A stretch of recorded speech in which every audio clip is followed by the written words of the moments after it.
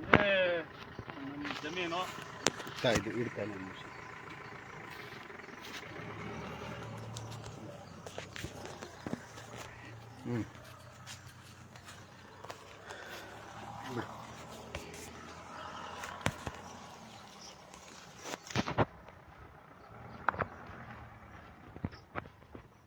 ಲೈವಲ್ಲಿ ಇದೀವಣ್ಣ ಸ್ನೇಹಿತರೆ. ಇದು ನಾನು ತುಮಕೂರು ಜಿಲ್ಲೆ ಚಿಕ್ಕನಾಯಕನಹಳ್ಳಿ ತಾಲೂಕಿನ ಭಟ್ರಳ್ಳಿ ಉಳಿಯಾರ ಹೋಬಳಿ ಭಟ್ರಳ್ಳಿ ಗ್ರಾಮದ ಇದು ಪಿತ್ರಾರ್ಜಿತ ಆಸ್ತಿ. ನನ್ನ ತಂದೆ ನನ್ನ ಹೆಸರಿಗೆ ನಮ್ಮ ತಾತನಿಂದ ಬಂದಿರೋ ಆಸ್ತಿ ನಮ್ಮ ಅಪ್ಪ ಬಂದೈತೆ. ನಮ್ಮ ಅಪ್ಪನಿಂದ ನನಗೆ ತಾತೆ ಮಾಡಿ ಕೊಟ್ಟಿರತಕ್ಕಂಥ ಆಸ್ತಿ. ನನಗೂ ಒಬ್ಬ ಮಗ ಇದ್ದಾನೆ, ಒಳ್ಳೆ ಹೆಂಡತಿ ಇದ್ದಾಳೆ, ವಿದ್ಯಾವಂತರು. ನಾವು ಸಾಮಾಜಿಕ ವ್ಯವಸಾಯದಲ್ಲೇ ಜೀವನ ಮಾಡ್ತೀವಿ. ಕೆಲವೊಂದು ಬದುಕನ್ನು ಕಟ್ಕೊಂಡಿದ್ದೀವಿ ಗೌರವಯುತವಾಗಿ. ಈಗಷ್ಟೇ ಪಾಪ ಅನ್ನೋದಕ್ಕಿಂತಲೂ ಉಳಿಯಾರು ಪೊಲೀಸ್ ಠಾಣೆ ವತಿಯಿಂದ ಒಂದು ನೋಟಿಸ್ ಇಶ್ಯೂ ಆಗಿದೆ. ಅದನ್ನು ಚಿಕ್ಕನಾಯಕನಹಳ್ಳಿ ಸಬ್ ಇನ್ಸ್ಪೆಕ್ಟರ್ ಆದಂಥವರು ಬಂದು ಈಗ ನನಗೆ ಸರ್ವ್ ಮಾಡಿದ್ದಾರೆ. ಅದನ್ನು ಮುಚ್ಚಿದ ಲಕೋಟೆ ಅಂತ ಇತ್ತು, ಅದನ್ನು ನಾನು ಓಪನ್ ಮಾಡ್ಕೊಂಡಿದ್ದೀನಿ. ಓಪನ್ ಮಾಡಿ ಕೊಟ್ಟಿದ್ದಾರೆ. ಈ ತಿಳುವಳಿಕೆ ನೋಟಿಸು ಕರ್ನಾಟಕ ಉಚ್ಚ ನ್ಯಾಯಾಲಯದ ನಂಬರು 4504/2021 ರೀತ್ಯ ಈ ಮೂಲಕ ನಿಮಗೆ ತಿಳಿಯಪಡಿಸುವುದೇನೆಂದರೆ, ನಿಮ್ಮ ವಿರುದ್ಧ ತುಮಕೂರು ಜಿಲ್ಲೆಯ ಈ ಕೆಳಕಂಡ ಪೊಲೀಸ್ ಠಾಣೆಗಳಲ್ಲಿ ಪ್ರಕರಣ ದಾಖಲಾಗಿರುತ್ತದೆ. ಅವೆಂದರೆ ಚಿಕ್ಕನಾಯಕನಹಳ್ಳಿ ಪೊಲೀಸ್ ಠಾಣಾ ಮೊಕದ್ದಮೆ ಸಂಖ್ಯೆ 77/2020 ಕಲಂ 503 IPC, ಚಿಕ್ಕನಾಯಕನಹಳ್ಳಿ ಪೊಲೀಸ್ ಠಾಣಾ ಮೊಕದ್ದಮೆ ಸಂಖ್ಯೆ 88/2026 ಕಲಂ 1899-2 353/1B, ಹಾಗೆ ಕುಣಿಗಲ್ ಪೊಲೀಸ್ ಠಾಣೆ ಮೊಕದ್ದಮೆ ಸಂಖ್ಯೆ 318/20 ಕಲಂ 120, 143, 149, 353, 503, ಉಳಿಯಾರ್ ಪೊಲೀಸ್ ಠಾಣೆ ಮೊಕದ್ದಮೆ 51/2022 323, 324, 503, 506, 34 IPC. ಇನ್ನೊಂದು ತಿಪ್ಟೂರು ನಗರ ಪೊಲೀಸ್ ಠಾಣೆ 11/24 ಕಲಂ 353, ತುಮಕೂರು 121/26 ಮೊನ್ನೆ ಆಯ್ತಲ್ಲ. ಹೀಗೆ ಈ ರೀತಿ ಪ್ರಕರಣಗಳು ವರದಿಯಾಗಿರುತ್ತವೆ. ತಾವು ಇತ್ತೀಚಿನ ದಿನಗಳಲ್ಲಿ ಸಾಮಾಜಿಕ ಮಾಧ್ಯಮಗಳಾದ ಫೇಸ್ಬುಕ್, ವಾಟ್ಸಾಪ್ ಇತ್ಯಾದಿಗಳ ಮೂಲಕ ಸರ್ಕಾರಿ ಅಧಿಕಾರಿಗಳು ಹಾಗೂ ಸರ್ಕಾರಿ ನೌಕರರು ಮತ್ತು ಜನಪ್ರತಿನಿಧಿಗಳ ಬಗ್ಗೆ ಸಾರ್ವಜನಿಕರು ಪ್ರಚೋದನೆಗೊಳ್ಳುವಂತೆ ಸಂದೇಶ ಮತ್ತು ಸಂದರ್ಶನಗಳನ್ನು ಸಾರ್ವಜನಿಕವಾಗಿ ಹೇಳಿಕೆ ನೀಡುವುದರ ಮೂಲಕ ನೀವು ಎಲ್ಲರೊಂದಿಗೆ ಸ್ನೇಹ ಮತ್ತು ಸೌಹಾರ್ದತೆಯಿಂದ ಜೀವನ ನಡೆಸದೆ ಸಮಾಜದಲ್ಲಿ ಜನರು ಭಯಭೀತರಾಗಿ ಜೀವನ ಸಾಗಿಸುವಂತಹ ಕೃತ್ಯಗಳನ್ನು ಎಸಗುವಂತಹ ಹಾಗೂ ಸಹಚರರೊಂದಿಗೆ ಸೇರಿಕೊಂಡು ಗಲಾಟೆ, ಹೊಡೆದಾಟ, ಸಾರ್ವಜನಿಕ ಶಾಂತಿಭಂಗ, ಪ್ರಾಣಹಾನಿ, ಮಾನಹಾನಿ ಮಾಡುವಂತಹ ಕೃತ್ಯಗಳನ್ನು ಮಾಡುವಂತೆ ಪ್ರಚೋದನೆ ಮಾಡುವ ಸ್ವಭಾವ ಹೊಂದಿರುತ್ತೀರಾ. ಆದ್ದರಿಂದ ಸಾರ್ವಜನಿಕರ ಮತ್ತು ಸಮಾಜದ ಒಳಿತಿಗಾಗಿ ನಿಮ್ಮ ಮೇಲೆ ನಿಗಾ ಇಡುವ ಸಲುವಾಗಿ ನಿಮ್ಮ ಮೇಲೆ ಏಕೆ ರೌಡಿ ಹಾಳೆಯನ್ನ ತೆರೆದು ನಿರ್ವಹಿಸಬಾರದು ಎಂಬುದಕ್ಕೆ ಈ ನೋಟಿಸ್ ಜಾರಿಯಾದ 15 ದಿನಗಳ ಒಳಗಾಗಿ ಸೂಕ್ತ ಸಕಾರಣ ನೀಡುವುದು. ಇಲ್ಲದಿದ್ದ ಪಕ್ಷದಲ್ಲಿ ನಿಮ್ಮ ಮೇಲೆ ನಿಗಾ ಇಟ್ಟು ಸಮಾಜದಲ್ಲಿ ಶಾಂತಿ ಕಾಪಾಡುವ ಸಲುವಾಗಿ ಕರ್ನಾಟಕ ರಾಜ್ಯ ಉಚ್ಚ ನ್ಯಾಯಾಲಯದ ಆದೇಶಗಳಂತೆ ರೌಡಿ ಹಾಳೆಯನ್ನು ತೆರೆದು ನಿರ್ವಹಿಸಲಾಗುವುದು. ರವರಿಗೆ ಮಲ್ಲಿಕಾರ್ಜುನ್ ಬಿನ್ ಸಿದ್ದರಾಮಯ್ಯ, ಸುಮಾರು 52 ವರ್ಷ, ಲಿಂಗಾಯತ ಜನಾಂಗ, ವಾಸ ಭಟ್ರಳ್ಳಿ ಗ್ರಾಮ, ಉಳಿಯಾರ್ ಹೋಬಳಿ, ಚಿಕ್ಕನಾಯಕನಹಳ್ಳಿ ತಾಲೂಕು. ಆರಕ್ಷಕ ಉಪನಿರೀಕ್ಷಕರು, ಉಳಿಯಾರ್ ಪೊಲೀಸ್ ಠಾಣೆ, ಚಿಕ್ಕನಾಯಕನಹಳ್ಳಿ ತಾಲೂಕು. ಬಂಧುಗಳೇ, ಇದು ಪೊಲೀಸರು ನನಗೆ ನೀಡಿರ್ತಕ್ಕಂಥ ಒಂದು ನೋಟಿಸು. ಈಗ ಈ ಪ್ರಕರಣಗಳಲ್ಲಿ ಯಾವ್ಯಾವ ಪ್ರಕರಣ ಇದ್ದಾವೆ ಅನ್ನೋದು ಆಲ್ರೆಡಿ ನಾನು ನನ್ನ ಎಲೆಕ್ಷನ್ ನೋಟಿಫಿಕೇಶನಲ್ಲೇ ಅಫಿಡವಿಟಲ್ಲೇ ಸಬ್ಮಿಟ್ ಮಾಡಿದ್ದೀನಿ.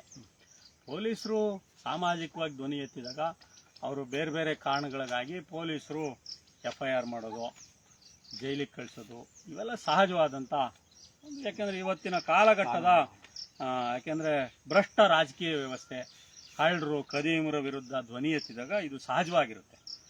ನಾವು ಅತ್ಯಂತ ಸರಳವಾಗಿ ಬದುಕನ್ನು ರೂಢಿಸ್ಕೊಂಡಂಥವ್ರಿಗೆ ಇದು ಸಹಜವಾಗಿರುತ್ತೆ. ಈಗ ಅವ್ರು ಹೇಳ್ತಾರೆ ನೀವು ಭಯಭೀತಗೊಳಿಸ್ತಕ್ಕಂಥ ವಾತಾವರಣ. ನಾನು ಇಡೀ ರಾಜ್ಯಾದ್ಯಂತ ಓಡಾಡ್ತೀನಿ, ಜಿಲ್ಲೆಯಾದ್ಯಂತ ಓಡಾಡ್ತೀನಿ.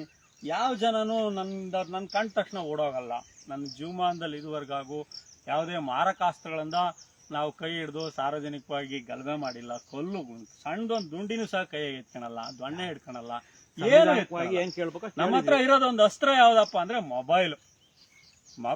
ಇವತ್ತಿನ ಕಾಲದಲ್ಲಿ ಮೊಬೈಲು ಮತ್ತೆ ಲೈವ್, ಈಗಲೇ ನೋಡಿದ್ರಲ್ಲ, ಮೊಬೈಲು ಮತ್ತು ಲೈವ್ ಇವತ್ತಿನ ಸರ್ಕಾರಿ ಅಧಿಕಾರಿಗಳಿಗೆ ಮತ್ತೆ ರಾಜಕಾರಣಿಗಳಿಗೆ ಅದಕ್ಕೆ ಬರೆದವ್ರೆ. ಮೊಬೈಲಲ್ಲಿ ಎಲ್ಲಾದ್ರೂ ನೋಡಿ, ನನ್ನ ಫೇಸ್ಬುಕ್ ಪ್ರೊಫೈಲ್ ಇರ್ಬೋದು, ಟಿವಿ ಸಂದರ್ಶನಗಳಿರ್ಬೋದು, ಎಲ್ಲೂ ಸಹ ಅಸಂವಿಧಾನಿಕ ಪದಗಳನ್ನು ಬಳಸಿಲ್ಲ. ಆಮೇಲೆ ವ್ಯಕ್ತಿಗತವಾಗಿ ಇಂಥವನೇ ವ್ಯಕ್ತಿ ಅಂತೇಳಿ ಆತನನ್ನ ನಾನು ಟಾರ್ಗೆಟ್ ಮಾಡಕ್ ಹೋಗಲ್ಲ. ಸಮಾಜದಲ್ಲಿ ಏನ್ ನಡೆಯುತ್ತಲ್ಲ ಅದನ್ನ ನಾವು ಪ್ರತಿಪಾದನೆ ಮಾಡ್ತೀವಿ. ಯಾಕೆ ನೋಡ್ರಿ, ಬೆಳಗ್ಗೆ ಜಾತ್ವಾಟಕ್ಕೆ ಬಂದಿನಪ್ಪ, ಯಾವಾಗಿತ್ತು ಗರಿ ಎಡೆಮಟ್ಟೆ ಗರಿ ಕೂರಂಬಳಿಕೆ ಎಳ್ಕಂತಿದ್ದೆ ಇಷ್ಟತಕ, ಅಲ್ಲಿಗೆ ಬಂದ್ರು, ಆಚೆ ಬಂದು ಅವ್ರು ಕೇಳಿದ್ದನ್ನ ನಾನು ಗೌರವದಿಂದ ಅವ್ರು ಕೊಟ್ಟು ನೋಟಿಸ್ ಸ್ವೀಕರಿಸಿದ್ದೀನಿ. ಜನ ಎದರಬಾರ್ದು, ಸಾರ್ವಜನಿಕರು ಪೊಲೀಸರು ಬರ್ತಿದ್ದಂಕೆನೆ ಅವ್ರು ನೋಟಿಸ್ ಕೊಡ್ತಿದ್ದಂಕೆನೆ ನಾವು ಎದರ್ತಕ್ಕಂಥ ಪ್ರವೃತ್ತಿಯನ್ನ ನಿಲ್ಲಿಸ್ಬೇಕು. ನಾವು ವಾಸ್ತವದಲ್ಲಿ ನಾವು ನೋಡ್ರಿ, ಪ್ರತಿಯೊಬ್ಬ ತಂದೆ ತಾಯಿಗಳು ತನ್ನ ಮಕ್ಕಳಿಗೆ ಒಳ್ಳೇದನ್ನೇ ಕಲಿಸ್ತಾರೆ. ಹಾಗೇನೆ ನನ್ನ ತಂದೆ ತಾಯಿ, ನಿಮ್ಮ ತಂದೆ ತಾಯಿ, ಯಾರೇ ತಂದೆ ತಾಯಿಗಳಿಗಾಗ್ಲಿ ಯಾವುದೇ ಮಕ್ಕಳನ್ನ ನೀವು ಕಳ್ತನ ಮಾಡಿ, ಸುಳ್ತನ ಮಾಡಿ, ಸಮಾಜಘಾತಕ ಚಟುವಟಿಕೆಗಳನ್ನು ಮಾಡಿ ಅಂತ ಹೇಳಲ್ಲ. ಬೈ ಬರ್ತು ಬದಲಾದ ಕಾಲಘಟ್ಟಕ್ಕೆ ಸರ್ಕಾರ, ಆಡಳಿತ ವ್ಯವಸ್ಥೆ ಕೆಟ್ಟೋಗೈತೆ ಅಂದ ತಕ್ಷಣ ನಾವು ಸರಿ ಮಾಡಿಸೋರು ಯಾರು? ರಿಪೇರಿ ಅದನ್ನ ಸುಸ್ಥಿರವಾಗಿ ಇಟ್ಕೊಂಡು ನನ್ನ ಮುಂದಿನ ಮಕ್ಕಳಿಗೆ, ಪೀಳಿಗೆಗೆ ಆಡಳಿತ ಮತ್ತು ಸರ್ಕಾರಿ ವ್ಯವಸ್ಥೆಯನ್ನು ಪ್ರಾಮಾಣಿಕ ನೆಲೆಗಟ್ಟಿನಲ್ಲಿ ಅದನ್ನ ಒಂದು ಈಗ ಹಿಂದಕ್ಕೆ ಹೋಗ್ರಿ, ನಮ್ಮ ತಾತ ಮುತ್ತಾತಂದ್ರ ಕಾಲದಲ್ಲಿ ಬೇಡ, 30-40 ವರ್ಷದ ಹಿಂದಕ್ಕೆ ಹೋಗ್ರಿ, ಸರ್ಕಾರಿ ಆಡಳಿತ ಹೆಂಗಿತ್ತು? ಯಾರಾದ್ರೂ ಒಂದು ನೈತಿಕತೆ ಅಂದ್ರೆ ಹೆಂಗಿತ್ತು? ಎದುರವರು ಯಾರಾದ್ರೂ ದೊಡ್ಡವರು ಹಿರಿಯರು ಬರ್ತಾರೆ ಅಂತಂದ್ರೆ ಅವ್ರು ಒಳ್ಳೆತನ ಇತ್ತು ಅವಾಗ. ಈಗ ಹಿಂಗಿಲ್ಲ. ಲೂಟಿಕೋರರು ಜಾಸ್ತಿ ಆಗಿದ್ದಾರೆ, ದರೋಡೆಕೋರರು ಜಾಸ್ತಿ ಆಗಿದ್ದಾರೆ. ಇವತ್ತು ಸಮಾಜಘಾತಕರೆಲ್ಲ ಅಂದ್ರೆ ಇಂಥ ಗಂಭೀರವಾದಂತ ಆರೋಪಿತರು, ಸ್ಪೆಸಿಫಿಕ್ ಆಗಿ ಹೇಳ್ತೀನಿ, ಆರೋಪಿತರು ಇವರೆಲ್ಲ ಇವತ್ತು ವಿಧಾನಸೌಧದ ಮೆಟ್ಲು ತುಳಿತಾ ಇದ್ದಾರೆ. ಅವ್ರಿಗೊಂಥರ ಭ್ರಮೆ, ಹುಚ್ಚು, ಆಸ್ತಿ ಮಾಡೋದು, ಮತ್ತೊಂದು ಮಾಡೋದು, ಹುಚ್ಚು. ಈ ರೀತಿಯಾಗಿ ಅವ್ರು ಮಾಡ್ತಕ್ಕಂಥ ಇದನ್ನ ನೀನ್ ಯಾಕೆ ಸುಮ್ಮನಿರ್ಬೇಕು? ನಾವೆಲ್ಲ ಟ್ಯಾಕ್ಸ್ ಪೇಯರ್ಸ್ ರೀ, ಕಷ್ಟಪಟ್ಟು ದುಡಿದು ತೆರಿಗೆ ಕಟ್ಟತಕ್ಕಂಥವ್ರು. ನಾವು ಕಟ್ಟತಕ್ಕಂಥ ತೆರಿಗೆ ಹಣ ಪ್ರಾಮಾಣಿಕವಾಗಿ ಸದ್ಬಳಕೆ ಆಗೈತ ಹೇಗೆ ಅನ್ನೋದನ್ನ ನಾವು ವಿಚಾರ ಮಾಡಬೇಕು. ವೈಚಾರಿಕವಾಗಿ ನಾವು ಪ್ರಶ್ನೆ ಮಾಡೋದನ್ನ ಅಭ್ಯಾಸ ಮಾಡ್ಕೋಬೇಕು. ಈಗ ಅವ್ರು ವಿತೌಟ್ ಬಾಡಿ ಕ್ಯಾಮ್ರಾ ಬಂದು ನನಗೆ ನೋಟಿಸ್ ಡಿಸ್ಚಾರ್ಜ್ ಮಾಡ್ತಾ ಇದ್ರು, ಅದು ಅವ್ರ ಡ್ಯೂಟಿ ಅಲ್ವಾ? ಸುಪ್ರೀಂ ಕೋರ್ಟ್ ಹೇಳೈತಲ್ವಾ, ನೀವು ನಿನ್ ಡ್ಯೂಟಿ ಡಿಸ್ಚಾರ್ಜ್ ಮಾಡ್ಬೇಕಾದ್ರೆ ಬಾಡಿ ಕ್ಯಾಮ್ರಾ ಹಾಕು, ಅದನ್ನ ರೆಕಾರ್ಡ್ ಮಾಡ್ಕ, ಡಾಕ್ಯುಮೆಂಟ್ ಮಾಡ್ಕ, ಐಡಿ ಕಾರ್ಡ್ ಹಾಕು ಅಲ್ವಾ? ಪೊಲೀಸರು ಅವ್ರು ತಿಳಿದಲ್ಲೇ ತಪ್ಪು ಮಾಡ್ತಾ ಇದಾರೆ ಅಂತಂದ್ರೆ ಅದನ್ನ ಅವ್ರಿಗೆ ತಿಳಿ ಹೇಳ್ಬೇಕು. ಅದನ್ನ ಜಾರಿ ಆಗಂಗೆ ನಾವು ಮಾಡ್ಬೇಕು. ಕೊಡ್ಲಿ, ಈ ತರದ ನೋಟಿಸ್ಗಳಿಗೆ ಉತ್ತರ ಕೊಡೋಣ, ಏನು ಅದೇನು ಸಮಸ್ಯೆ ಇಲ್ಲ. ಕಾನೂನು ಒಂದ್ ವೇಳೆ ಈಗ ನೋಡ್ರಿ, ನೀನು ಕಳ್ತನ ಮಾಡಿ, ಸುಳ್ತನ ಮಾಡಿ, ಮೋಸ ಮಾಡಿ, ಸಮಾಜಘಾತಕ ಚಟುವಟಿಕೆ ಮಾಡಿದಾಗ ನಿನ್ನ ಆತ್ಮಸಾಕ್ಷಿಯೂ ಸೇರಿದಂತೆ ನೀನು ಸಮಾಜಕ್ಕೆ ಹಂಚಬೇಕು, ಕಾನೂನಿಗೆ ತಲೆಬಾಗ್ಬೇಕು. ಏನೂ ಮಾಡಿಲ್ಲ ಅಂತಂದ್ರೆ ಯಾಕೆ ಹೆದರ್ಬೇಕು? ಜನ ಇದು ಪೊಲೀಸ್ ಅಂತಕ್ಕಂಥ ಭಯನ ಜನರಿಗೆ ಹುಟ್ಟಾಕಿ ಯಾಕಂದ್ರೆ ರಾಜಕಾರಣಿಗಳು ಬಹಳ ಭ್ರಷ್ಟ ರಾಜಕಾರಣಿಗಳು ಇವು ನಿಜವಾಗಿ ಅವರು ಯಾರನ್ನ ಪ್ರಶ್ನೆ ಮಾಡ್ಬೇಕಾಯ್ತು, ಯಾರನ್ನ ಕೇಳ್ಬೇಕಾಯ್ತು, ಮಾಡ್ಬೇಕಾಗಿತ್ತು ಬಿಟ್ರು. ಆಟದಾಗ ಗರಿ ಎಡೆಮಟ್ಟೆ ಎಳೆಯರೋ ಬಂದು ನೋಟಿಸ್ ಕೊಡ್ತಾರೆ, ಕೆಲಸ ಮಾಡೋ ರೈತರನ್ನ ಇದು ಮಾಡ್ತಾರೆ. ಇದು ಬಿಟ್ರೆ ಬೇರೆ ಇನ್ನೇನು ನಮಗೆ ಗೊತ್ತಿದೆ? ಬೇರೆ ಯಾವ ಚಟನೂ ಇಲ್ಲ ಸರ್ ನಮ್ಗೆ. ವೈಯಕ್ತಿಕವಾಗಿ ತುಮಕೂರು ಜಿಲ್ಲೆಯ ಜಿಲ್ಲಾಧಿಕಾರಿನೇ ಆಗ್ಲಿ, SP ಅವರೇ ಆಗ್ಲಿ, ಗೃಹ ಮಂತ್ರಿಗಳ ವಿರುದ್ಧವೇ ಆಗ್ಲಿ, ನಮ್ಗೆ ಯಾವುದೇ ರೀತಿಯ ವೈಯಕ್ತಿಕ ದ್ವೇಷ ಅಥವಾ ವೈಯಕ್ತಿಕವಾಗಿ ಟಾರ್ಗೆಟ್ ಮಾಡೋದಿಲ್ಲ. ನಾನು ಸಾಂಸ್ಥಿಕ ವ್ಯವಸ್ಥೆ ಅಷ್ಟೇ. ಈಗ ಜಿಲ್ಲಾಧಿಕಾರಿ ಹುದ್ದೆ, SP ಹುದ್ದೆ ಅಥವಾ ಉಸ್ತುವಾರಿ ಮಂತ್ರಿ ಹುದ್ದೆಗಳಷ್ಟೇ. ಆ ಹುದ್ದೆಗಳು ತನ್ನ ವ್ಯಾಪ್ತಿಯಲ್ಲಿ ಕಾರ್ಯನಿರ್ವಹಿಸ್ಲಿ, ಪ್ರಾಮಾಣಿಕವಾಗಿ ಆಡಳಿತವನ್ನ ನಿರ್ವಹಣೆ ಮಾಡಲಿ, ಅಷ್ಟೇನೆ ನಮ್ಗೆ. ಬೇರೆ ಯಾವುದೇ ದುರುದ್ದೇಶ ಇಲ್ಲ. ಯಾಕಂದ್ರೆ ಇವತ್ತು ಏನಾದ್ರೂ ಅವರು ಕೆಟ್ಟ ಸಂಸ್ಕೃತಿಯ ಆಡಳಿತವನ್ನ ಅಲ್ಲಿ ಹುಟ್ಟಾಕೋದ್ರೆ ಮುಂದೆ ಬರ್ತಕ್ಕಂಥವ್ರು ಅದೇ ಕೆಟ್ಟ ಆಡಳಿತನ ಜಾರಿಗೊಳಿಸ್ತಾರೆ. ಆಗ ತೊಂದರೆಗೊಳಗಾಗೋರು ಯಾರು? ನಾವೇನೆ, ಜನಸಾಮಾನ್ಯರು. ನಾನು ಎಷ್ಟು ವರ್ಷ ಇರ್ತೀನೋ ಅಲ್ಲಿನ ತಕ್ಕ ನಾನು ಒಳ್ಳೆ ಆಡಳಿತ, ಸರ್ಕಾರಿ ವ್ಯವಸ್ಥೆ ಚೆನ್ನಾಗಿದ್ರೆ ಮಾತ್ರ ಮನುಷ್ಯ ಗೌರವ ಘನತೆಯಿಂದ ಬದುಕಕ್ಕಾಗತ್ತೆ. ಈಗ ಆಲ್ರೆಡಿ ಪ್ರಪಂಚದಾದ್ಯಂತ ಕಾರ್ಪೊರೇಟ್ ರಾಜಕಾರಣ ಬಹಳ ವ್ಯತಿರಿಕ್ತವಾಗಿ ಕೆಲಸ ಮಾಡ್ತಾ ಇದೆ. ದೇಶದಾದ್ಯಂತ, ಪ್ರಪಂಚದಾದ್ಯಂತ ಕಾರ್ಪೊರೇಟ್ ಕಂಪನಿಗಳು ಇವತ್ತು ಸರ್ಕಾರಗಳನ್ನ ಆಳ್ತಾ ಇದ್ದಾವೆ. ಪ್ರಜಾಪ್ರಭುತ್ವ ರಾಷ್ಟ್ರ ನಮ್ದು. ಬಸವಣ್ಣನ 12ನೇ ಶತಮಾನದಲ್ಲಿ ಅಲ್ಲಮ ಪ್ರಭುಗಳನ್ನ ಶೂನ್ಯ ಪೀಠದಕ್ಕೆ ಮಾಡಿದಂತ ಬಸವಣ್ಣನ ಕಲ್ಯಾಣ ಕರ್ನಾಟಕದ ಜನ ನಾವು. ಎಲ್ಲಿದ್ದೀನಿ? ಬಯಲಾಗಿದ್ದೀನಪ್ಪ. ಇದು ಸಿದ್ದರಾಮಣ್ಣವರು ಆಡಿ ಹುಟ್ಟಿ ಬೆಳೆದ್ ನಾಡಿದು. ಬೆಳಗ್ಗೆ ಎದ್ದು ನಾನು ಸಿದ್ದರಾಮಣ್ಣನ 5 ಗಂಟೆಗೆ ಸಿದ್ದರಾಮಣ್ಣ ದೇವಸ್ಥಾನದಲ್ಲಿ ಜಾಗಟೆ ಹಾಕಿ ಎದ್ದು 5 ಗಂಟೆಗೆ ಬೆಳೆದ ಮಕ್ಕಳು ನಾವು ಸಮಾಜಕ್ಕೆ ತಪ್ಪು ಮಾಡಲ್ಲ. ಆಮೇಲೆ ಎದರಲ್ಲ, ಒಳ್ಳೇದಕ್ಕೆ ಮಾತ್ರ ತಲೆ ಬಾಗ್ತೀವಿ ನಾವು. KRS ಪಕ್ಷದ ಸಿದ್ಧಾಂತನೇ ಅದು. ಅದರಿಂದ ಜನರಿಗೆ ಕೈ ಮುಗಿದು ಕೇಳ್ಕತ್ತೀನಿ, ಪೊಲೀಸರು ಯಾವುದೇ ನೋಟಿಸ್ ಕೊಡ್ಲಿ, ಅವರು ನಿಜವಾಗೂ ಈಗ ತಳಹಂತದರಿದಾರಲ್ಲ ಅವರೆಲ್ಲರೂ ನಮ್ಮನೆ ಜನ, ಯಾರು ಹೊರಗಡೆ ಅವ್ರಲ್ಲ. ನಮ್ಮವ್ರವ್ರು ಅವ್ರು ಈಗ ಬಂದಿದ್ದಾರೆ, ನೋಟಿಸ್ ಜಾರಿ ಮಾಡಕ್ ಬಂದಾರೆ, ಯಾರು ರೈತರ ಮಕ್ಕಳು, ಅವ್ರು ಏನ್ ಬೇರೆ ಇರಲ್ಲ. ಆದ್ರೆ ಇಲ್ಲಿ ತಳಹಂತದವ್ರ ಮೇಲೆ ಒತ್ತಡ ಹಾಕಿ ಕೆಲಸ ಮಾಡಿಸ್ತಕ್ಕಂಥ ಆಡಳಿತ ವ್ಯವಸ್ಥೆ ಇದೆ. ಈಗ IAS IPS ನವ್ರು ಯಾವ್ಯಾವ ರಾಜ್ಯದಿಂದಲೋ ಬರ್ತಾರಿಲ್ಲಿ, ಬಂದ್ಬಿಟ್ಟು ಇಲ್ಲಿ 2 ವರ್ಷನೋ 3 ವರ್ಷನೋ ಇರ್ತಾರೆ.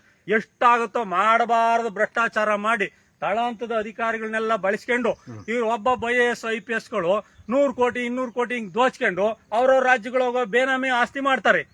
ನಾವ್ ಏನ್ ಮಾಡಕ್ಕಾಗ್ತವಾಗ? ಜನನೇ ಧ್ವನಿ ಎತ್ತದೆ ಹೋದ್ರೆ ಈ ರಾಜಕಾರಣಿಗಳು ಒಂದ್ ಕಡೆ ಆಡಳಿತ ವ್ಯವಸ್ಥೆ ಹಾಳು ಮಾಡ್ತಾರೆ, IAS IPS ಲಾಬಿ ಇನ್ನೊಂದ್ ಕಡೆ ಹಾಳು ಮಾಡುತ್ತೆ, ತಳಹಂತದವ್ರನ್ನ ನಮ್ಮ ಮೇಲೆ ಜಗಳಕ್ಕೆ ಚೂ ಬಿಡ್ತಾರೆ.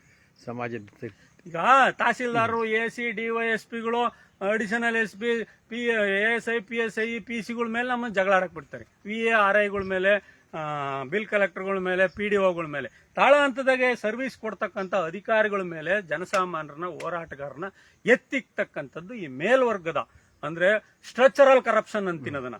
ಭಾರತದಲ್ಲಿ 2 ರೀತಿ ಕರಪ್ಷನ್ಸ್ ಇದೆ, ಒಂದು ಸ್ಟ್ರಕ್ಚರಲ್ ಕರಪ್ಷನ್, ಇನ್ನೊಂದು ಪ್ರೊಸೀಜರಲ್ ಕರಪ್ಷನ್. ಇವರೆಲ್ಲ ಪ್ರೊಸೀಜರಲ್ ಕರಪ್ಷನ್ ನ ಭಾಗ. ಮೇಲಿನವರ ಅಣತಿಯಂತೆ ತಳಹಂತದ ಅಧಿಕಾರಿಗಳು ಬಹಳ ಒತ್ತಡದಲ್ಲಿ ಕೆಲಸ ಮಾಡಲೇಬೇಕಾದಂತ ಅನಿವಾರ್ಯತೆ. ಯಾಕಂದ್ರೆ ಮೇಲ್ನವ್ರು ಹೇಳಿದ್ದು ಇವ್ರು ಜಾರಿಗೊಳಿಸ್ಬೇಕು. ಆ ಮಟ್ಟಕ್ಕೆ ಆಡಳಿತ ವ್ಯವಸ್ಥೆ ಹಾಳಾಗೋಗಿದೆ. ಕೊಡ್ಲಿ ಪೊಲೀಸರು ಎಷ್ಟು ಬೇಕಾದ್ರೂ ನೋಟಿಸ್ ಕೊಡ್ಲಿ, ಉತ್ತರ ಕೊಡೋಣ. ಅಮ್ಮಮ್ಮ ಅಂದ್ರೆ ಇನ್ನೇನ್ ಮಾಡ್ಬೋದ್ರಿ? ಇವ್ರ ಉದ್ದೇಶ ಇಷ್ಟೇ, ಸಾರ್ವಜನಿಕವಾಗಿ ಜಿಲ್ಲೆ ಒಳಗೆ ಧ್ವನಿ ಎತ್ತಬಾರ್ದು, ರೌಡಿ ಶೀಟ್ ಓಪನ್ ಮಾಡ್ಬೋದು, ಇನ್ನೊಂದು 2-3 FIR ಹಾಕ್ಸೋದು, ಮಾಡಿದ್ಮೇಲೆ ಏನ್ ಮಾಡೋದು? ಇವ್ರಿಗೆ ಬೇಕಂದ್ರೆ ಕಾನೂನನ್ನ ಇವರು ಜಾರಿಗೊಳಿಸಬಹುದು ಅನ್ನೋದು ಅಷ್ಟೇ ಇವ್ರ ಭ್ರಮೆ. ನ್ಯಾಯಾಲಯ ಅವ್ರು ಕೊಟ್ಟಿರೋದೇನೋ ಹೈಕೋರ್ಟ್ನ ಆದೇಶದ ಪ್ರಕಾರ ಕೊಟ್ಟವ್ರೆ, ಕೊಡೋಣ ಉತ್ತರ.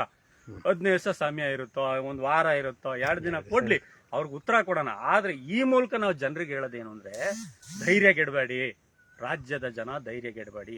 ಗಾಂಧಿ ಪುಣ್ಯಾತ್ಮ, ಮಹಾತ್ಮ ಗಾಂಧಿ, ಹಿರೇಮಠರು, ದೊರೆಸ್ವಾಮಿಗಳು, ಸಂತೋಷ್ ಹೆಗಡೆ ಅಂತವರು ಇವತ್ತೂ ಸಹ ನಮ್ಗೆಲ್ಲ ಒಳ್ಳೆ ಕಲ್ಚರ್ನ, ಸಂಸ್ಕಾರವನ್ನ, ಹೋರಾಟದ ಮನೋಭಾವನ, ನೈತಿಕವಾಗಿ ನಾವ್ ಹೆಂಗ್ ಬಾಳ್ಬೇಕು ಬದುಕೋದನ್ನ ಕಲಿಸಿದ್ದಾರೆ. ನಮ್ಮಪ್ಪನು ರಿಟೈರ್ಡ್ ಮೇಸ್ಟ್ರು ಕಣ್ರಿ. ನಮ್ಮಪ್ಪ ರಿಟೈರ್ಡ್ ಮೇಸ್ಟ್ರ್ ಆಗಿ ನೀನ್ ಹೆಂಗ್ ಬದುಕಬೇಕು ಅನ್ನೋದನ್ನ ನನಗೆ ಕಲಿಸಿದ್ದಾರೆ. ನಾವು 4 ಜನ ಮಕ್ಕಳು, ತುಂಬ ಕುಟುಂಬ, ಖುಷಿಯಾಗಿ ಹೆಂಗ್ ಲೈಫ್ ಇರೋದನ್ನ, ಸರಳವಾಗಿ ಬದುಕೋದು ಹೇಗೆ, ಇರೋ ಆಸ್ತಿ ಅಡುವನ್ನ ನೀವೆಲ್ಲೂ ತಲೆ ಹೊಡಿದಂಗೆ, ಲೂಟಿ ಹೊಡೆದಂಗೆ, ಕಾನೂನು ಬಾಹಿರ ಚಟುವಟಿಕೆಗಳು ಮಾಡ್ದಂಗೆ, ಒಳ್ಳೆಯವ್ರ ಸಹವಾಸ ಸಂಘ ಮಾಡಿ ಬದುಕದಂಗೆ ಅಂತ ಹೇಳ್ಕೊಟ್ಟಿದ್ದಾರೆ. ಇಡೀ ನಮ್ ಸುತ್ತಮುತ್ತ ಹಳ್ಳಿಗೆ, ಕ್ವಾರ್ಗೆರೆ, ಎಳ್ನೋಡು, ಬಟ್ಟಳ್ಳಿ, ಇಲ್ಲಿ ಎಲ್ಲಿ ಯಾರು ಬೇಕಾದ್ರೂ ಕೇಳ್ಬೋದು. ನಾನು ರೌಡಿ ಶೀಟರ್ನ ತೆರೆಯೋದಕ್ಕೆ ಅರ್ಹನ ಇಲ್ವ ಅನ್ನೋದೇ ಜನ ತೀರ್ಮಾನ ಮಾಡ್ತಾರೆ. ಆತರ ಪರಿಸ್ಥಿತಿ ಬಂದಾಗ ನಾವೇನು ಭ್ರಮೇಲಿಲ್ಲ, ನಾವೇನು ಹುಚ್ಚಾಟದಾಗಿಲ್ಲ, ನಾವೇನೋ ಆಗ್ಬಿಡ್ತೀವಿ, ಇಲ್ಲೇನೋ ಒಂದೇ ದಿನ ಬದಲಾವಣೆ ತಂದ್ಬಿಡ್ತೀವಿ, ಬೆಳಗ್ಗೆ ಎದ್ರೆ ದೇಶ ಚಿತ್ರಣ ಇಲ್ಲ, ಭ್ರಮೇಲಿಲ್ಲ. ಯಾಕೆಂದ್ರೆ ಸುದೀರ್ಘವಾಗಿ ಇಷ್ಟು ಭ್ರಷ್ಟಾಚಾರ, ಇಷ್ಟು ಅನಾಚಾರ, ಆಡಳಿತ ಹಾಳು ಮಾಡೋದಕ್ಕೂ ಸುದೀರ್ಘವಾದಂತ ಇತಿಹಾಸ ಇದೆ. 1980ನೇ ಇಸ್ವಿಯಿಂದ ಆರಂಭ ಆಗಿದ್ದು ಆಡಳಿತ ಹಾಳಾಗೋದಕ್ಕೆ ಕಾರಣ ಅಲ್ವಾ?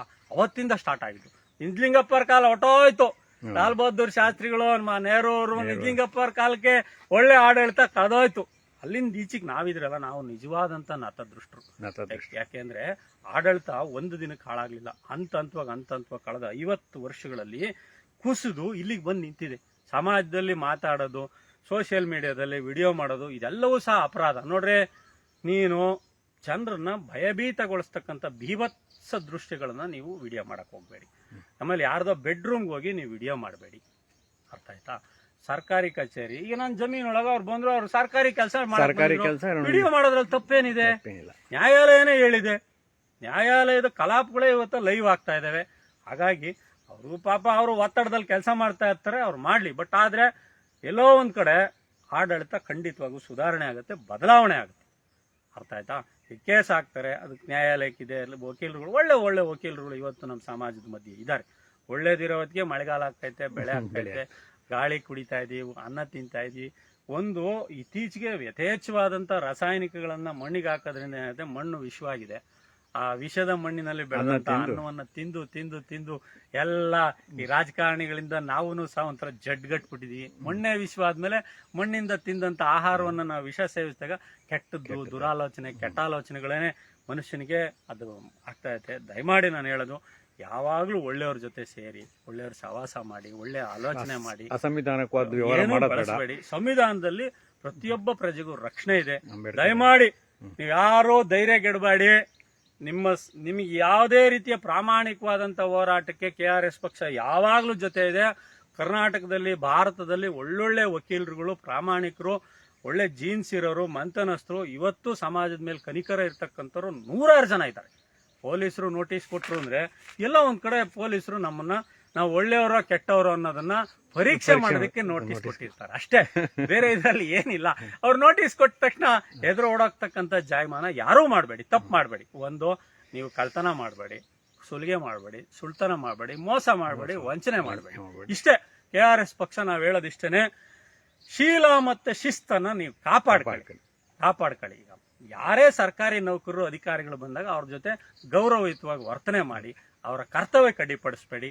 ಅವ್ರು ಏನಾರ ಒಂದ್ ವೇಳೆ ನಿಮ್ಮ ಮೇಲೆ ಅವರೇ ಫೋರ್ಸ್ಫುಲಿ ದೌರ್ಜನ್ಯ ಮಾಡಕ್ ಬಂದ್ರು ನೀವು ಅದನ್ನ ಅವ್ರ ಮುಂದೆ ಹೋಗ್ಬೇಡಿ. ಒಂದು, ನಿಮ್ಮ ಪ್ರಾಣ ರಕ್ಷಣೆ ಸಂದರ್ಭ ಬಂದಾಗ ಮಾತ್ರ ನಿಮ್ಮನ್ನ ನೀವು ರಕ್ಷಣೆ ಮಾಡ್ಕೊಳ್ಳೋದಕ್ಕೆ ಏನ್ ಬೇಕು ಅಷ್ಟು ಮಾಡಿ. ಹಂಗ ಪೊಲೀಸ್ನವ್ರು ಬಂದು ನಿನ್ನ ಸಾಯ್ಸಕ್ಕೆ ಬೇರೆ ಒಳ್ಳೆ ಎಲ್ಲ ಆಯ್ಕಟ್ಟಿನ ಜಾಗಕ್ಕೆ ಹೊಡೆದು ನೀನ್ ಸಾಯಕಕ್ ಬಂದಾಗ ನೀವು ಬಿಡಕೋಬೇಡಿ. ನಿಮ್ಮನ್ನ ನೀವು ರಕ್ಷಣೆ ಮಾಡ್ಕೊಳಕ್ ತಯಾರಿರಿ. ನಾವ್ ಹೇಳೋದು, ಯಾಕೆಂದ್ರೆ ಇವತ್ತು ಪೊಲೀಸ್ ಬೇರೆ ಬೇರೆ ರೌಡಿ ಎಲಿಮೆಂಟ್ಸ್ಗಳು ಬೇರೆಯವರು ಪೊಲೀಸ್ನವ್ರ ಜೊತೆ ಇರ್ತಾರೆ. ಬಟ್ ಸಂದರ್ಭನ ನೀವು ಕರೆಕ್ಟಾಗಿ ಹ್ಯಾಂಡಲ್ ಮಾಡಿ. ನೀವು ಪೊಲೀಸ್ನವ್ರನ್ನ ಪ್ರವೋಕ್ ಮಾಡಬೇಡಿ. ಒಂದ್ ವೇಳೆ ಅವರೇ ನಿಮ್ಮನ್ನ ಪ್ರವೋಕ್ ಮಾಡಕ್ ಬಂದ್ರು ಅವರೂ ಸಹ ಸಮಾಧಾನ ಆಗೋ ರೀತಿನಲ್ಲೇ ನೀವು ನಡ್ಕೋಬೇಕು. ಅರ್ಥ ಆಯ್ತಾ? ಇದು ವಾಸ್ತವ. ಯಾಕೆಂದ್ರೆ ಒತ್ತಡದಲ್ಲಿ ಕೆಲಸ ಮಾಡ್ತಾ ಇದ್ದಾರೆ ಸರ್ಕಾರಿ ಅಧಿಕಾರಿಗಳು, ನೌಕರು. ನಿಜವಾಗಿ AC ರೂಮ್ಗಳಲ್ಲಿ ಕುತ್ಕೊಂಡು ಈ ತರದ್ದೆಲ್ಲ ರೌಡಿ ಶೀಟ್ ಓಪನ್ ಮಾಡಿ, ಇನ್ನೊಂದೆರಡು FIR ಮಾಡ್ರಿ, ಅವ್ರನ್ನ ಮೆಂಟಲಿ ಪ್ರೆಷರ್ ಮಾಡಿ, ಒತ್ತಡಕ್ಕೊಳಪಡಿಸಿ ಇದೆಲ್ಲ ಮೇಲ್ನವರು ಸ್ಟ್ರಕ್ಚರಲ್ ಕರಪ್ಷನ್ ಅನ್ನಲ್ಲ. IAS, IPS ರಾಜಕಾರಣಿಗಳು, ಭ್ರಷ್ಟ ರಾಜಕಾರಣಿಗಳ ಇದು ಲಾಬಿ. ಒಳ್ಳೆ ರಾಜಕಾರಣಿಗಳಿಲ್ವಾ? ಇದಾರೆ. ಒಳ್ಳೆ ಸರ್ಕಾರಿ ಅಧಿಕಾರಿಗಳಿಲ್ವಾ? ಇದಾರೆ. IAS, IPS ಒಳ್ಳೆಯವರಿಲ್ವಾ? ಇದಾರೆ. ಅಯ್ಯೋ, ಚಿರಂಜೀವಿ ಸಿಂಗ್ ಅಂತ ಪುಣ್ಯಾತ್ಮರು, ಸೋನಿಯಾ ನಾರಂಗ್ ಅಂತವ್ರು, SP ಸಾಂಗ್ಲಿಯಾನ ಅಂತವ್ರು, ಮಧುಕರ್ ಶೆಟ್ಟಿ ಅಂತವ್ರು, ಮೀನಾಕ್ಷಿ ಸುಂದರಂ ಅಂತವ್ರು, ಎಂತೆಂತ IAS ಆಫೀಸರ್ ಕರ್ನಾಟಕದಲ್ಲಿ ಕೆಲಸ ಮಾಡಿದಾರ್ರಿ. We are proud of them. ಇವತ್ತು ಜೀವಂತ ಇದ್ದಾರೆ. ಚಿರಂಜೀವಿ ಸಿಂಗ್ ಅವರು ಎಷ್ಟು ಚೆನ್ನಾಗಿ ಪಂಜಾಬ್ನವರು ಕನ್ನಡವನ್ನು ಎಷ್ಟು ಚೆನ್ನಾಗಿ ಮಾತಾಡಿ ಎಂತ ಆಡಳಿತ ಕೊಟ್ಟಿದ್ದಾರೆ. ಮೀನಾಕ್ಷಿ ಸುಂದರಂ ಇದ್ದಾರೆ, ಸೋನಿಯಾ ನಾರಂಗ್ ಇದ್ದಾರೆ, IPS ಆಫೀಸರ್ಸ್, ಮಧುಕರ್ ಶೆಟ್ಟಿ ಅವರಿದ್ರು, ಒಳ್ಳೊಳ್ಳೆ ಅಧಿಕಾರಿಗಳಿದ್ದಾರೆ. ಅಂದ್ರೆ ಅಂತ ಪುಣ್ಯಾತ್ಮರೆಲ್ಲ ಕರ್ನಾಟಕದಲ್ಲಿ ಕರ್ತವ್ಯ ನಿರ್ವಹಿಸಿದ್ದಾರೆ. ಆದ್ರೆ ಇವತ್ತಿನ ಕಾಲಘಟ್ಟದಲ್ಲಿ ಸಂಖ್ಯೆ ಕಡಿಮೆ ಇದೆ ಅಷ್ಟೇ. ಒಳ್ಳೆ ರಾಜಕಾರಣಿಗಳ ಸಂಖ್ಯೆ ಕಡಿಮೆ ಇದೆ, ಒಳ್ಳೆ ಅಧಿಕಾರಿಗಳ ಸಂಖ್ಯೆ ಕಡಿಮೆ ಇದೆ. IAS, IPS ನವರು. ನಮ್ಮ ಹೋರಾಟ ನೇರವಾಗಿ ಸಂದೇಶ, KRS ಪಕ್ಷದ ಸಾತ್ವಿಕ ಹೋರಾಟ. IAS, IPS, IFS ಭ್ರಷ್ಟ ಮಂತ್ರಿಗಳು, ರಾಜಕಾರಣಿಗಳ ವಿರುದ್ಧವೇ ಹೊರತು ತಳಹಂತದವ್ರ ವಿರುದ್ಧ ಅಲ್ಲ.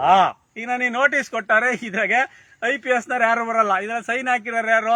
ತಾಳೆ ಅಂತದವರು PSI. ಇವರು ನಾನು ಹೈಕೋರ್ಟ್ಗೆ ಹೋದ್ರೆ, ನ್ಯಾಯಾಲಯಕ್ಕೆ ಹೋದ್ರೆ ಅಲ್ಲಿ ಬಂದು ಉತ್ತರ ಕೊಡ್ತಾರೆ. ಅಂದ್ರೆ ಸ್ಟ್ರಕ್ಚರಲ್ ಕರಪ್ಷನ್ ಎಲ್ಲ AC ರೂಮ್ ಕೂತವ್ರೆ.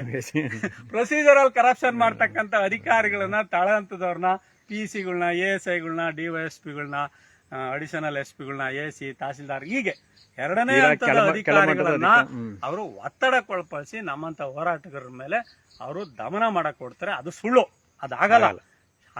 ಶ್ರೀಕೃಷ್ಣ ಪರಮಾತ್ಮ ಯಾವಾಗ ಬೇಕಾದ್ರೂ ಧರ್ಮ ಹಾಳಾದಾಗ ಧರ್ಮ ತನ್ನನ್ನು ತಾನು ರಕ್ಷಣೆ ಮಾಡ್ಕೊಳ್ಳೋಷ್ಟು ಶಕ್ತಿ ಇದೆ. ಯದಾ ಯದಾ ಹಿ ಧರ್ಮಸ್ಯ ಗ್ಲಾನಿರ್ಭವತಿ ಭಾರತ. ಭಾರತದ ಮಣ್ಣಿನ ನೆಲವೇ ಅಂತದ್ದು. ಆದ್ರಿಂದ ನಾವು ಯಾವುದಕ್ಕೂ ಕೇರ್ ಮಾಡಬಾರ್ದು. ಒಳ್ಳೆ ವಿಚಾರಗಳನ್ನು ಸದಾ ಆಲೋಚನೆ ಮಾಡಿ, ಒಳ್ಳೆ ಸಂಸ್ಕಾರವನ್ನು ಎಲ್ಲ ಅಪ್ಪ ಅಮ್ಮಗಳು ಒಳ್ಳೆ ಸಂಸ್ಕಾರ ಮೊದಲಿಂದ ಕಲಿಸಿದ್ದಾರೆ. ಇದು ನಾಳಿಗೂ ನಡೆಯುತ್ತೆ. ನಿಮ್ಮ ಮಕ್ಕಳಿಗೂ ಅಷ್ಟೇ ಒಳ್ಳೇದನ್ನೇ ಹೇಳ್ಕೊಡಿ, ಒಳ್ಳೆ ಧೈರ್ಯನೇ ತುಂಬಿ. ನೀವು ಯಾರ್ಯಾರು ಪ್ರಾಬ್ಲಮ್ ಇದ್ರೆ ಅಥವಾ ಸಮಸ್ಯೆ ಇದ್ರೆ KRS ಪಕ್ಷದ ಸೈನಿಕರನ್ನ ಸಂಪರ್ಕ ಮಾಡಿ. ಯಾಕೆಂದ್ರೆ ಇಲ್ಲಿ ಯಾವುದೇ ದೊಡ್ಡ ಘನವಾದ ವಿದ್ವತ್ತೇನು ಬೇಕಾಗಲ್ಲ. ಕನಿಷ್ಠ ಮಟ್ಟದ ಓದುವ ಬರೆಯುವ ಜ್ಞಾನ ಇರತಕ್ಕಂಥವ್ರು ಒಂದೇ KRS ಪಕ್ಷಕ್ಕೆ ಬರೋರಿಗೆ. ಶೀಲ ಮತ್ತೆ ಶಿಸ್ತು, ಸದಾ ಸತ್ಯ ಹೇಳ್ಬೇಕು. ಯಾವುದಕ್ಕೂ ಸಹ ನಿರ್ಲಿಪ್ತ ಭಾವನೆ, ಅಂದ್ರೆ ಯಾವುದೇ ಒತ್ತಡಕ್ಕೊಳಗಾಗ್ದಲೆ ಕೂಲಾಗಿರಿ, ಆರಾಮಾಗಿರಿ, ಏನು ಆಗಲ್ಲ. ಪ್ರಪಂಚ ಒಳ್ಳೇದು, ಪ್ರಕೃತಿ ದೊಡ್ಡದು, ಎಲ್ಲದಕ್ಕಿಂತ ದೊಡ್ಡದು ಪ್ರಕೃತಿ. ಯಾಕೆಂದ್ರೆ ಕಾಲಕ್ಕೆ ಪ್ರಕೃತಿ ತನ್ನನ್ನು ತಾನು ರಕ್ಷಣೆ ಮಾಡ್ಕೊಳ್ಳೋ ಶಕ್ತಿ ಇದೆ. ಇವೆಲ್ಲವೂ ಸಹ ಪ್ರಕೃತಿ ಆಟ. ಆಮೇಲೆ ಗ್ಲೋಬಲ್ ವಾರ್ಮಿಂಗು, ಇಡೀ ಪ್ರಪಂಚದಾದ್ಯಂತ ಗ್ಲೋಬಲ್ ವಾರ್ಮಿಂಗ್ ನ ಕಾರಣಕ್ಕೆ ಅಕಾಲಿಕವಾಗಿ ಮಳೆ ಆಗ್ತಾ ಇದೆ. ಹೋದ್ರೆ ಭೀಕರವಾದಂತ ಬರಗಾಲ ಇದೆ. ಇವೆಲ್ಲವನ್ನು ಅಡ್ರೆಸ್ ಮಾಡ್ತಕ್ಕಂಥ ಆಲೋಚನಾ ಶಕ್ತಿ ಇವತ್ತಿನ ಭ್ರಷ್ಟ ರಾಜಕಾರಣಿಗಳು ಇಲ್ಲ. IAS, IPS ನವರುಗಳು ಅಡ್ಮಿನಿಸ್ಟ್ರೇಷನ್ ಕೊಲ್ಯಾಪ್ಸ್ ಆಗಿದೆ.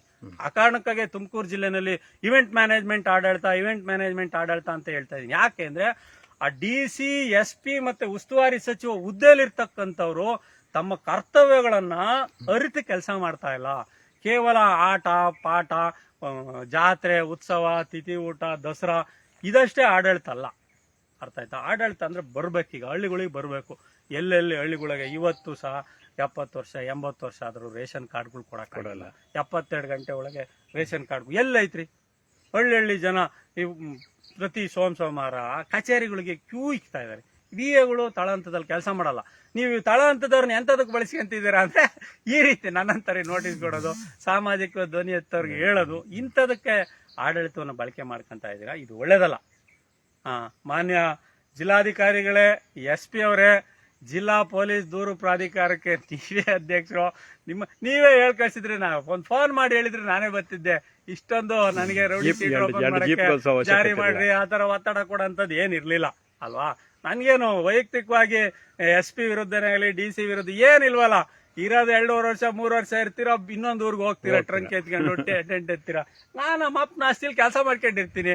ನಾಳೆಗೆ ಇನ್ನೊಬ್ಬ DC SP ಬಂದ್ರು ಅವನು ಕೂಡ ಆಡಳಿತದ ಮೇಲೆ ಇಲ್ಲಿಯ ಬದುಕು, ಜನರ ಬದುಕು ನಿಂತಿರುತ್ತೆ. ಹಾಗಾಗಿನೇ ನೀವು ಎಷ್ಟು ದಿನ ಇರ್ತೀರೋ ಅಷ್ಟು ದಿನ ಭ್ರಷ್ಟಾಚಾರ ಮಾಡ್ದಂಗೆ, ಅನಾಚಾರ ಮಾಡ್ದಂಗೆ, ರೋಲ್ ಕಾಲ್ ದಂಧೆಗಳು ಮಾಡ್ದಂಗೆ, ಕಮಿಷನ್ ದಂಧೆಗಳು ಮಾಡ್ದಂಗೆ, ಭ್ರಷ್ಟ ರಾಜಕಾರಣಿಗಳು ಗುಲಾಮರು ಬೂಟ್ ನೆಕ್ದಂಗೆ ಹಂಗ್ ಕೆಲಸ ಮಾಡಿ ಅಂತ ಅಷ್ಟೇ ನಾನು ಕೇಳ್ಕೊಳ್ಳೋದು. ನನಗೇನು ವೈಯಕ್ತಿಕವಾಗಿ ನೀವೇನೇನ್ ಮಾಡ್ತೀರಾ, ಏನ್ ಬಿಡ್ತೀರಾ ಅನ್ನೋದು ದಾಖಲೆ ಬರುತ್ತೆ. ದಾಖಲೆ ಇದ್ದಾಗ ಮಾತಾಡ್ತೀವಿ ನಾವು. ದಾಖಲೆ ಇಲ್ದಲೆ ನಾವ್ ಯಾರ ಮೇಲೂ ಆಡಲ್ಲ. ನೀವು ಇವೆಂಟ್ ಮ್ಯಾನೇಜರ್ಸ್ ಆಗಿರೋದಕ್ಕೆ ದಾಖಲೆ ಇದೆ. ಇವೆಂಟ್ ಮ್ಯಾನೇಜರ್ಸ್ ಅನ್ನೋದು ನಾನು ಖುದ್ದಾಗಿ ಹೇಳ್ತೀನಿ, ಅದ್ರಾಗೇನು ಅನುಮಾನನೇ ಇಲ್ಲ. ನೀವು 100% IAS IPSನವರು ಇವೆಂಟ್ ಮ್ಯಾನೇಜರ್ಸ್ ಅಲ್ಲ, ನೀವು administrator. You people are good administration ಮಾಡಬೇಕು. ಜನರ ಬದುಕು ಮತ್ತೆ ಜೀವನ ಹಸನಾಗಬೇಕಾದ್ರೆ ಕೋಟ್ಯಾಂತರ ರೂಪಾಯಿ ತೆರಿಗೆ ಹಣ ಬರುತ್ತೆ. ತೆರಿಗೆ ಹಣ ತಳಮಟ್ಟದಾಗ ಅದು ಎಕ್ಸಿಕ್ಯೂಟ್ ಆಗ್ತಾ ಇತ್ತು ಅನ್ನೋದು ಅಷ್ಟೇ ಇಂಪಾರ್ಟೆಂಟ್ ಆಗುತ್ತೆ. ದಯಮಾಡಿ ಈ ಲೈವ್ನ ನೋಡ್ತಾ ಇರ್ತಕ್ಕಂಥವ್ರೆಲ್ಲರಿಗೂ ನಾನು ಮತ್ತೆ ಈ ನೋಟಿಸ್ನ ನೀಟಾಗಿ ಫೋಟೋ ಹೊಡೆದು ಹಾಕ್ತೀನಿ. ಇದಕ್ಕೆ ಉತ್ತರನೂ ಹಾಕ್ತೀನಿ, ಅದೇನು ಸಮಸ್ಯೆ ಇಲ್ಲ. ಆ ಥರದ ಸಮಸ್ಯೆಗಳು ಬಂದಾಗ ನಾವು ಎದುರಿಸೋಣ, ಕಾನೂನು ಎದುರಿಸೋಣ, ಮತ್ತೊಂದು ಎದುರಿಸೋಣ. ನೋಡ್ರಿ, KRS ಪಕ್ಷದವ್ರನ್ನ ಇದು ಉದ್ದೇಶ ಹೇಳ್ಬಿಡ್ತೀನಿ, ಇನ್ನೊಂದೆರಡು FIR ಮಾಡ್ಬಿಟ್ಟು ಈ ತರದ ಮಂತ್ರಿಗಳು ಯಾರು ಬಂದಾಗ ಇವರು KRS ಪಕ್ಷದವರು ಸರ್ಕಾರದ ವಿರುದ್ಧ ಸಾತ್ವಿಕ ಪ್ರತಿಭಟನೆ ಮತ್ತೊಂದು ಮಾಡ್ತಾರೆ ಅಂದ್ರೆ ಇವ್ರನ್ನ ಗಡಿಪಾರ್ ಮಾಡ್ಬೋದು. ಕಾನೂನನ್ನ ದುರ್ಬಳಕೆ ಮಾಡ್ಕೊಂಡು ತಮ್ಮ ಡ್ಯೂಟಿನ ಡಿಸ್ಚಾರ್ಜ್ ಮಾಡ್ಬೋದು ಅನ್ನೋದು ಅವ್ರ ತಲೆಯಲ್ಲಿರೋದು. ಅದು ರೋಗ, ಮಾನಸಿಕ ರೋಗ. ರಾಜಕಾರಣಿಗಳು ಮತ್ತೆ ಅಧಿಕಾರಿಗಳು, IAS IPS ಈ ರಾಜಕಾರಣಿಗಳಿಗೆ ಒಂದು ರೋಗ ಇದೆ. ಅದು ಇವತ್ತು ಪ್ರಕಟ ಆಗ್ತಾ ಇದೆ. ಅದಕ್ಕೆ ಇದನ್ನೆಲ್ಲ ಯಾಕೆ ಲೈವ್ ಅಲ್ಲಿ ತೋರಿಸ್ತಾ ಇದೀವಿ ಅಂತಂದ್ರೆ ಜನ ಅರ್ಥ ಆಗ್ಲಿ. ಅಥವಾ ಇದೇನು ಪ್ರಚಾರ ಮತ್ತೊಂದಲ್ಲ, ಪ್ರಚಾರ ಆದಷ್ಟು ಜನರಿಗೆ ನಾಲೆಡ್ಜ್ ಬರುತ್ತೆ, ಒಳ್ಳೇದಾಗುತ್ತೆ, ಧೈರ್ಯ ತುಂಬಾ ಕೆಲಸ ಅಷ್ಟೇ ನಾವು ಮಾಡೋದು, ಬೇರೆ ಏನಿಲ್ಲ. ಇಲ್ಲಿ ಯಾರೇ ತಳ ಹಂತದ ಯಾವುದೇ ಅಧಿಕಾರಿಗಳ ಮೇಲೆ ನಮ್ಗೆ ವೈಯಕ್ತಿಕವಾಗಿ ಏನೂ ದ್ವೇಷ ಇಲ್ಲ. ನಮ್ಮ ಆಸ್ತಿ ಅವ್ರು ತಿರ್ವಕಾಲ, ಅವ್ರ ಆಸ್ತಿ ನಾವು ತಿರ್ವಕಾಲ. ನಾವ್ ಇಲ್ಲಿಗಲ್ ಬಿಸ್ನೆಸ್ ದಾರ ಅಲ್ವೇ ಅಲ್ಲ. ನಮ್ದು ಸ್ವಯಾರ್ಜಿತವಾದಂತ ಆಸ್ತಿ ಇರುತ್ತೆ, ಪಿತಾರ್ಜಿತ ಆಸ್ತಿ ಇರುತ್ತೆ, ಎಲ್ಲದಕ್ಕೂ ಅಕೌಂಟಬಿಲಿಟಿ ಇರುತ್ತೆ. ನನ್ ಮೇಲೆ ಹಾಕಿದಾರಲ್ಲಪ್ಪ ಇಷ್ಟು ಕೇಸ್ಗಳು ನಾನು ಎಲೆಕ್ಷನ್ ಅಫಿಡವಿಟ್ ಅಲ್ಲೇ ಹಾಕಿದೀನಿ. ಅದು ಓಪನ್ ಪಬ್ಲಿಕ್ ಡೊಮೈನ್ ಅಲ್ಲಿ ಇದೆ.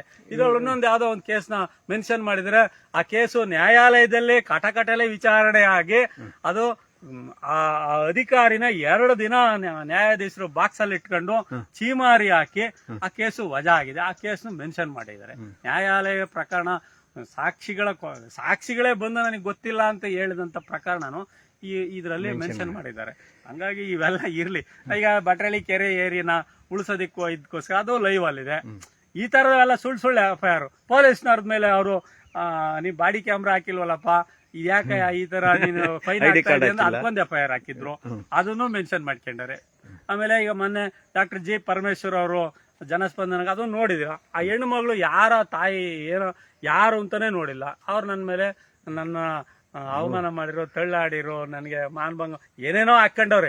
ನಮ್ಮನೆ ಹೆಂಗಸ್ರುಗಳು ನಮ್ಮನೆ ಹೆಣ್ಮಕ್ಳು ನೋಡಿದ್ರೆ ಯಾಕಂದ್ರೆ ನಮ್ಮನೆಯವರು ಹೆಣ್ಮಕ್ಳು ಆ ಲೆವೆಲ್ಗೆ ಹೋಗಿ ಕೇಳೋಂತ ಪರಿಸ್ಥಿತಿ ತಂದಿಟ್ಬಿಟ್ಟಾರೆ ಪೊಲೀಸ್. ಈಗ ನಮ್ಮನೆಯವ್ರು ಬಂದು ನಮ್ಮ ಹೆಂಗಸರು, ನಮ್ಮ ಅಕ್ಕ ತಂಗಿಯರು, ನಮ್ಮ ಅಮ್ಮರು ನನ್ನ ಮಗ ಅಂತ ಕೆಲಸ ಮಾಡೇನೆ, ನನ್ ಗಂಡ ಅಂತ ಮಾಡೇನೆ ಅಂತ ಏನ್ ಉತ್ತರ ಕೊಡ್ತಾ ಅಮ್ಮ?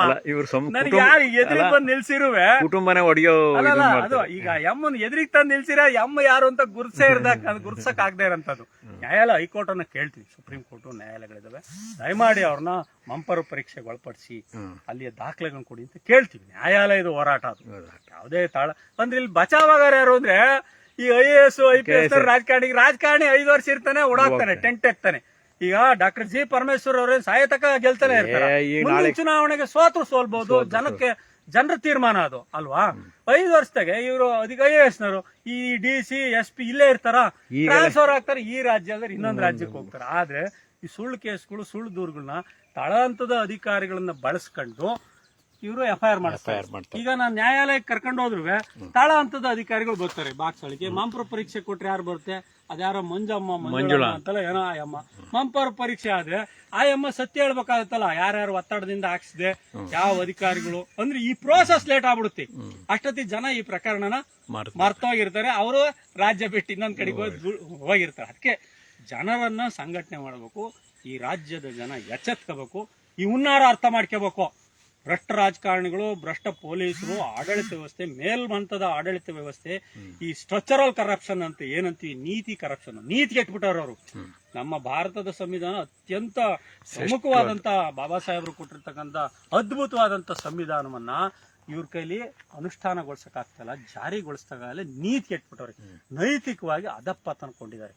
ಈ ನೈತಿಕತೆಯನ್ನ ಸರಿ ಮಾಡ್ತಕ್ಕಂಥ ಕೆಲಸವನ್ನ ನಾವು ಸರಿ ಮಾಡ್ಬೇಕು ಎಲ್ಲರೂ. ಯಾಕೆಂದ್ರೆ ಈ ಮುಂದಿನ ದಿನಗಳಲ್ಲಿ IAS IPS ಬರ್ತಕ್ಕಂಥವ್ರಿಗೆ ಸಮಾಜನೇ ನೈತಿಕತೆಯ ಪಾಠ ಮಾಡ್ಬೇಕಾಗಿತ್ತು ಈಗ. ಯಾಕೆಂದ್ರೆ ಸಮಾಜ ನೈತಿಕತೆ ಪಾಠ ಮಾಡ್ಬೇಕು ಅಂತಂದ್ರೆ ನಾವು ಗಟ್ಟಿ ಆಗ್ಬೇಕು, ಕಾನೂನುಗಳನ್ನ ನಾವು ಓದ್ಬೇಕು, ನಾವು ನಮ್ದು ಆಚಾರ ವಿಚಾರ ನಡೆ ನುಡಿನೂ ಸಹ ನೈತಿಕವಾಗಿ ಗಟ್ಟಿ ಆಗ್ಬೇಕು, ಸದಾ ಸತ್ಯ ಹೇಳ್ಬೇಕು. ಯಾರೇ ಬಂದ್ರು ನೋಡಿ ಸಂವಿಧಾನಾತ್ಮಕ ಹಿಂಗ್ ಕೆಲಸ ಮಾಡ್ಬೇಕು ಅನ್ನೋದನ್ನ ಅವ್ರಿಗೆ ಕಲಿಸ್ತಾ ಹೋಗ್ಬೇಕು.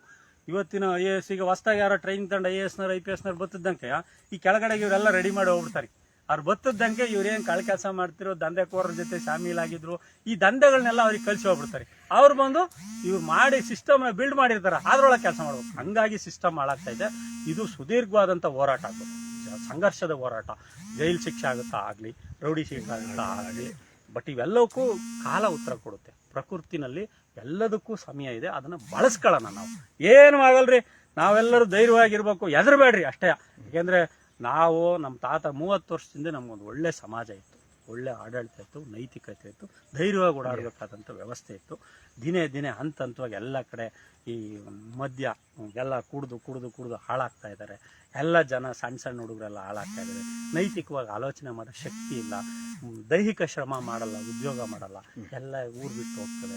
ಇದನ್ನೆಲ್ಲದನ್ನು ಯಾರು ಮಾಡಿರ್ತಾರೆ ಅಂದ್ರೆ ಆಡಳಿತ ವ್ಯವಸ್ಥೆ, ಪೊಲೀಸರು, ದಂಧೆಕೋರರು, ಇವೆಲ್ಲ ಮಾಡ್ಬೇಕಾದರೂ ಸಮಾಜ ಹಾಳು ಮಾಡ್ತಾ ಇದ್ದಾರೆ.